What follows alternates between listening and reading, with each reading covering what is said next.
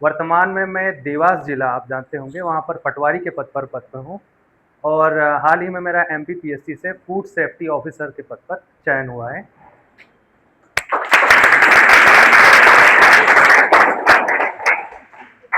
तो मैं सबसे पहले तो कुछ क्वेश्चंस पूछना चाहूँगा कि आप लोगों में से कितने लोगों ने एमपीपीएससी का नाम सुना है? ठीक है। पटवारी का नाम कितने लोगों ने सुना है? सभी लोग जानते हैं। और फूड सेफ्टी ऑफिसर का नाम कितने लोगों ने सुना है? चलो, अभी अभी सुना है कि इससे पहले भी सुन रखा था? सुन रखा था। तो एमपीपीएससी का नाम आप लोगों में से आधों ने सुना है, आधों ने नहीं सुना है। तो इसके बारे में मैं आपको बताना चाहूँगा, और फिर मैं एफएसओ के बारे में भी कुछ बताना चाहूँगा। पटवारी के बारे में आप लोग सब जानते ही हैं, ठीक है। तो एमपीपीएससी मध्य प्रदेश लोक सेवा आयोग, Madhya Pradesh public service commission, यानी कि अपने मध्य प्रदेश राज्य के लिए विकास खंड और जिला स्तर के अधिकारियों की नियुक्ति के लिए ये एक भर्ती संस्थान है। और इस प्रकार ही एक पद होता है फूड सेफ्टी ऑफिसर, जो कि जिला स्तर का पद होता है, तो उसकी नियुक्ति भी इसके माध्यम से हुई है। इसके अलावा आप तहसीलदार, डिप्टी कलेक्टर, डीएसपी जैसे अलग अलग पदों के बारे में सुनते हैं, वो भी इसी के माध्यम से, अलग अलग एग्जामों के माध्यम से चयनित होते हैं। प्रारंभिक परीक्षा होती है, मुख्य परीक्षा होती है, साक्षात्कार होता है, और मेरिट बनने के बाद आप अंतिम रूप से चयनित होते हैं।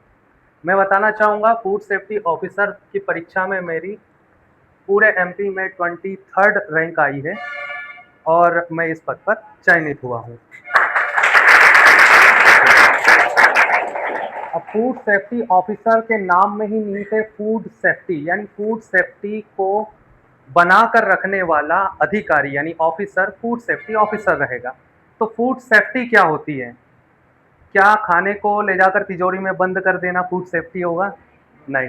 तो फूड सेफ्टी क्या होगा कि एफएसएसएआई एक भारत की संस्थान है। एफएसएसएआई आप लोग नहीं जानते होंगे शायद, food safety and standard authority of India, राष्ट्रीय स्तर पर खाद्य मानकों को, यानी कोई भी पेय पदार्थ, चाहे वो जूस हो, शराब हो, पानी हो, या कोई भी खाद्य पदार्थ हो, या ऐसे पदार्थ जिनसे खाना बन सकता हो, उनके मानक तय करता है।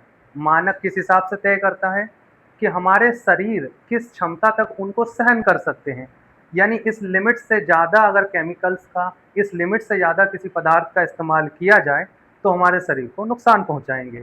तो इनके मानकों को लागू करवाने के लिए राज्य स्तर पर फूड सेफ्टी ऑफिसर्स काम करते हैं। अलग अलग जिलों में अलग अलग फूड सेफ्टी ऑफिसर्स होते हैं, ठीक है। तो एफएसएसएआई द्वारा बनाए गए मानकों को किसके संबंध में? फूड के संबंध में उनको लागू करवाना, ताकि ह्यूमन हेल्थ, यानी मानव स्वास्थ्य बना रहे। क्योंकि सबसे ज़रूरी क्या होता है हमारे लिए? सबसे पहली चीज़ बॉडी के लिए ज़रूरी होती है, ह्यूमन के लिए, स्वास्थ्य, यानी अच्छी हेल्थ। और हम चूँकि छात्र हैं, तो हमारे लिए सबसे ज़रूरी क्या है? अच्छा स्वास्थ्य रहेगा तो अच्छा मस्तिष्क कार्य करेगा, क्योंकि स्वस्थ शरीर में ही स्वस्थ मस्तिष्क निवास करता है। तो इसलिए पहला सुख निरोगी काया को देखते हुए हमें खुद को भी, क्योंकि हम नई जनरेशन है, और जब भी देश अपने भविष्य को देखता है तो नई जनरेशन में देखता है कि ये जो करेगी वही आगे जाकर हमारे देश को मिलने वाला है। तो कहीं ना कहीं अगर हम अपना स्वास्थ्य अच्छा रखेंगे तो हमारे देश के भविष्य भी बनाने में हमें मदद मिलेगी। अब चूंकि मैं आया हूँ तो एक चीज़ आपको बस मैं बताना चाहूँगा, एफएसएसएआई के कई सारे सैकड़ों इनिशिएटिव्स हैं, यानी जागरूकता कार्यक्रम हैं। तो उनमें से एक कार्यक्रम जो कि सर के इंस्टीट्यूट में भी मैंने बताया था, और आप लोगों को भी बताना चाहूँगा, आज से थोड़ा कम। तो एक फूड होते हैं HFSS फूड। HFSS मतलब कि हाई फैट सॉल्ट शुगर। एक बार सब लोग बोलेंगे, हाई फैट सॉल्ट शुगर। तो HFSS फूड ये होते हैं जंक फूड। जंक फूड समझते हैं? जिनको खाने से हमारी शरीर क्या होता है? खराब, खराब स्वास्थ्य। तो HFSS यानी किसी भी फूड में जिसमें हाई फैट हो, हाई सॉल्ट हो या हाई शुगर हो, उनको हम बोलते हैं जंक फूड। और जंक फूड से हमारे शरीर में लगती है जंग, यानी कि हमारा शरीर खराब होता है। तो FSSAI द्वारा आज से थोड़ा कम कार्यक्रम के तहत फैट, शुगर और सॉल्ट को कम करने के लिए हम नियमित तौर पर जितना फैट, जितना शुगर, जितना सॉल्ट का इस्तेमाल कर रहे हैं, उसे धीरे धीरे करके रिड्यूस करें और उस मात्रा तक लाएं जितनी मात्रा हमारे शरीर को आवश्यक है। एक्स्ट्रा शुगर हमारे शरीर को ज़ीरो यानी एक भी नहीं चाहिए होती है, यानी आप नहीं भी लेंगे तो आपका शरीर चलता रहेगा। नमक और तेल हाँ, एक निश्चित मात्रा तक आवश्यक होता है, लेकिन हम जो उपभोग कर रहे हैं वो कहीं न कहीं उस मात्रा से कहीं ज़्यादा है। तो इसलिए कोशिश कीजिए, क्योंकि ग्रोथिंग एज अभी आपकी है, जो भी हमारा 12 से 18 वर्ष, 20 वर्ष बहुत तेज़ी से ग्रोथ करता है हमारा शरीर। ऐसे में अगर आप गलत चीज़ खाएँगे तो गलत चीज़ एब्ज़ॉर्ब होगी, हमारे शरीर को वो निर्माण में भागीदार बनेगी और कहीं न कहीं हमारे शरीर को खराब करेगी। तो इस उम्र में कम से कम हेल्दी खाना खाइए। जंक फूड को पहचानने का सिर्फ़ एक तरीका क्या है? अगर बहुत ज़्यादा तेल का इस्तेमाल हुआ हो, बहुत ज़्यादा नमक हो या बहुत ज़्यादा शक्कर हो, तो उसे समझ जाइए ये क्या है, हमारे शरीर के लिए नुकसानदायक है। ठीक है? तो जितनी भी चिप्स हो गए, कुरकुरे हो गए, समोसे हो गए, कचौरी हो गए, पानी पूरी हो गई, रसगुल्ले हो गए, गुलाब जामुन हो गए, जलेबी हो गई, ये सब क्या है? जंक फूड हैं। ठीक है? तो कोशिश कीजिएगा कि आज से आप और आपके आस-पास के जो आपके दोस्त हैं, सहपाठी हैं और घर में उनको बताइए कि कम से कम इन चीज़ों का उपयोग करें और तेल को घर में एक बार ही इस्तेमाल कीजिए। एक बार फ्राई करने के बाद उस तेल का बार-बार इस्तेमाल करना हमारे शरीर के लिए बेहद नुकसानदायक हो सकता है। ठीक है? तो एक चीज़ मैंने आपको बता दी। अब मैं आपको बताना चाहूँगा, क्योंकि मैं गवर्नमेंट स्कूल से पढ़ा हूँ और मुझे इतनी भी सुविधा नहीं मिल पाई थी कि मैं सर की कोचिंग तक आ सकूँ। सर की मैं कोचिंग आया, मैं 10-15 दिन पढ़ा। सर ने कोई मुझसे ट्यूशन फ़ीस तब तक नहीं माँगी थी और भविष्य में भी हो सकता है मैं अपनी परिस्थिति बताता तो ना लेते। लेकिन आने-जाने की परिस्थितियाँ भी नहीं थी कि मैं आ सकता था। तो आप लोगों को सौभाग्य प्राप्त हुआ है कि आप गाँव से निकलकर आष्टा तक पहुँचे हैं और आष्टा में भी आप टैलेंट स्कूल में सर के मार्गदर्शन में शिक्षा प्राप्त कर रहे हैं। आपका सौभाग्य है।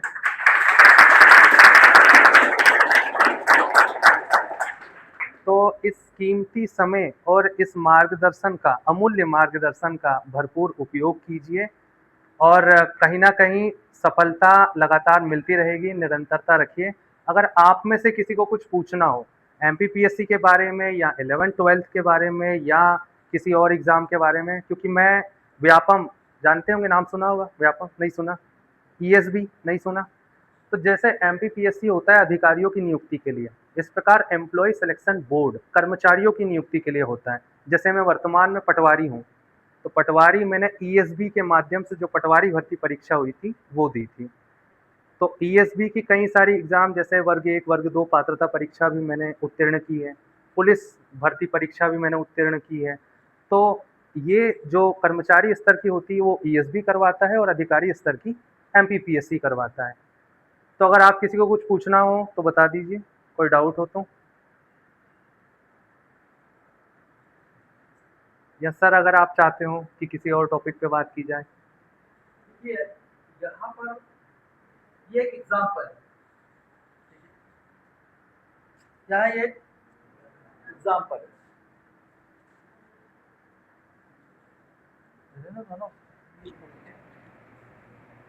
ये एक एग्जाम्पल है कि अगर हमारा सेल्फ कॉन्फिडेंस हाई है, हमारे ड्रीम्स बड़े हैं, हमारा विजन, हमारा गोल परफेक्ट क्लियर कट है, तो भले ही बहुत ज्यादा सुविधाएं ना हो, सोर्सेस ना हो, साधन संसाधन ना हो, लेकिन मेहनत की जाए तो मंजिल तक पहुंचा जा सकता है।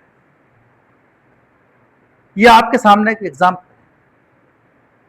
है। जैसे हमारी जानकारी में बात आई, हमको लगा कि यार देखो, मैं ऐसा नहीं कि किसी बात को मैं कह रहा हूं, हमने कभी पैसों की वजह से किसी की पढ़ाई रुकने नहीं दी। हमारा प्रिंसिपल है कभी किसी के पास फीस नहीं रही तो हमने ऐसा नहीं कहा कि चल भाग हम नहीं पढ़ाएंगे, क्योंकि ज्ञान हमारे लिए बांटने की चीज है, बेचने की चीज नहीं है। हमने ज्ञान बेचा नहीं, हमेशा बांटा है, क्योंकि वो बांटने से बढ़ता है।